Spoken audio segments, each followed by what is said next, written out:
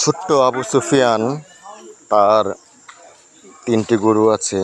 3টে গরুর জন্যে সে হাত দিয়ে আজকে ঘাস নিয়ে এসেছে।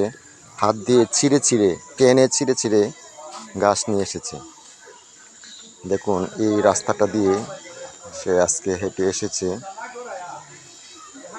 অনেক পরিশ্রম করেছে ছোট্ট আবু সুফিয়ান। আজকে বন্ধুরা আমি আপনাদের আবু সুফিয়ানের গল্প শোনাবো।